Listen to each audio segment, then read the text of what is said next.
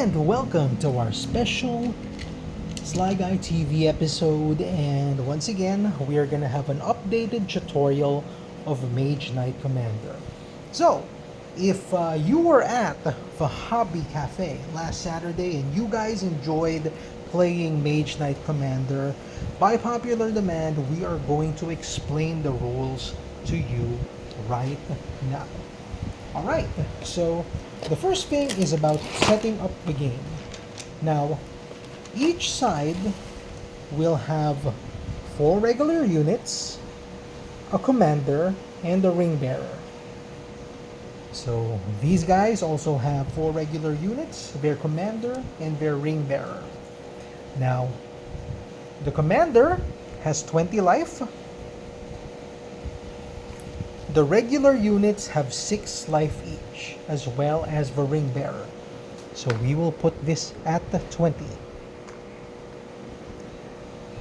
Now, in MageKnight Commander, there are 3 ways to win the game. The first way to win the game is known as a commander victory.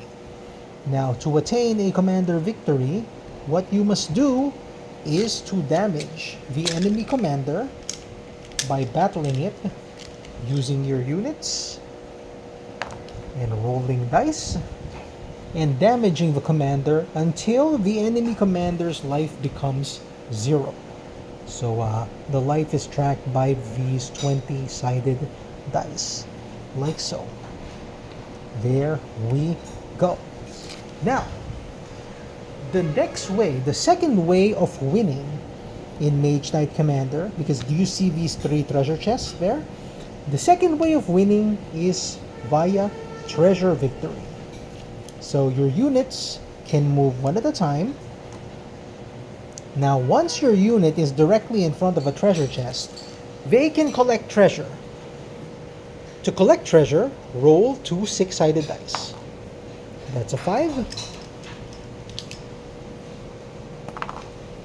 That is a 1 or a skull. As long as your first roll is higher than the second roll, you can collect the treasure chest and you gain an amount of treasure equal to the first roll. In this case, the orc collected 5 treasure and he gains 5 gold coins. The moment that you gain 10 gold coins, you automatically win the game. That is the second victory condition, known as the treasure victory. And these are 1-piece coins, by the way. They're made of plastic. They're not made of actual gold. Okay. Now, the third way of winning in MageKnight Commander is known as the ring bearer victory. Do you see these 2 little ring bearers here? You can move your ring bearer once per turn,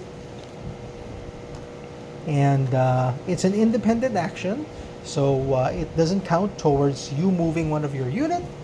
So the moment that your ring bearer gets to the other side of the map, you win the game.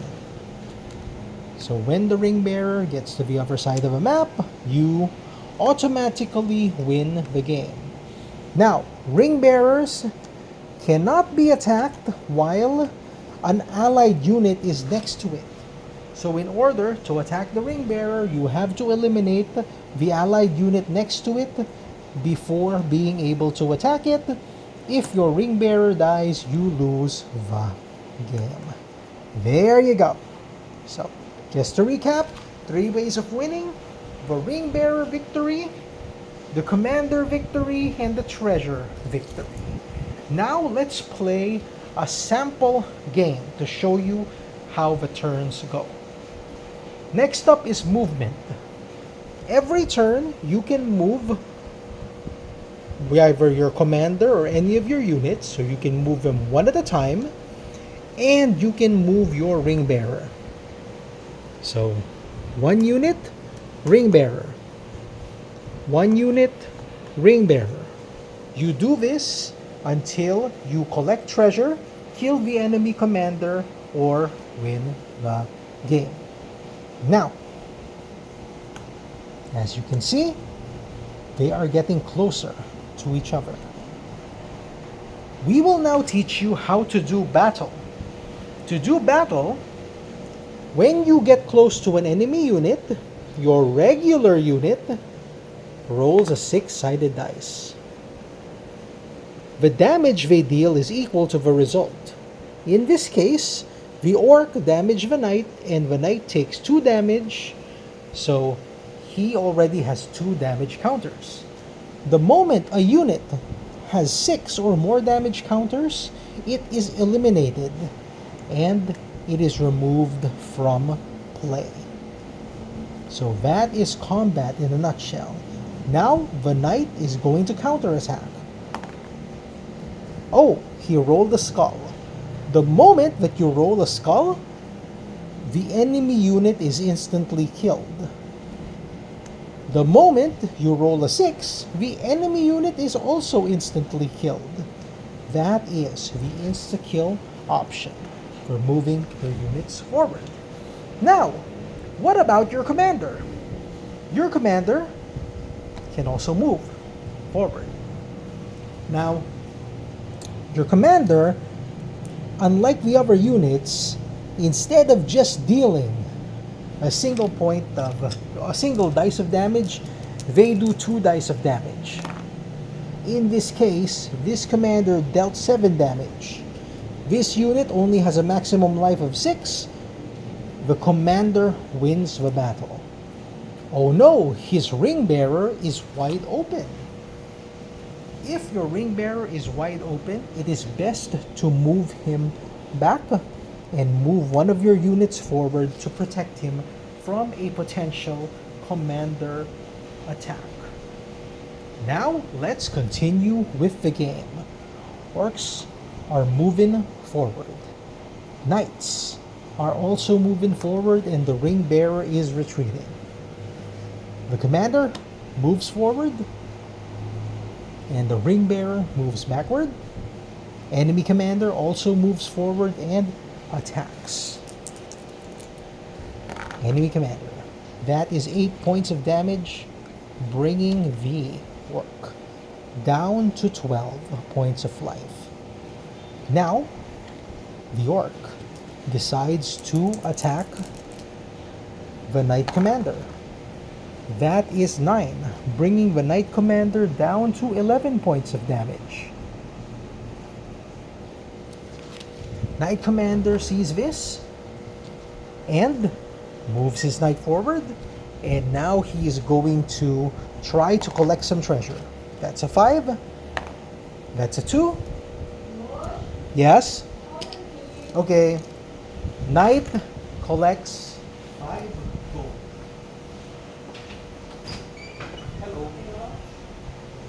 And now, the knights are leading in gold, but the orcs are leading in damage. The ring bearers are still currently there. So now that the knights collected the gold, the orcs are gonna try to attack the commander directly. 6 points of damage to the commander, bringing his life total down to 5. And now, commander is retreating. Ring bearer moves back. And now, the orcs try to collect the last bit of treasure. That's a 5. That is a 2. The orcs have collected 10 gold coins and now have won the game. There you go. Oh, and by the way, in terms of movement, not all boards have this grid. So if you want to measure how your smaller units can move, it's 1 inch normally, because these are 1-inch grids right there. And your commanders can move 2 inches or 2 squares, just like that. There you go. That is MageKnight Commander in a nutshell. If you guys have questions, stay tuned for our next video, which will have the abilities of the units, or special abilities of the units covered. And once again, this is Slaga TV. Kaboom! Oh yeah.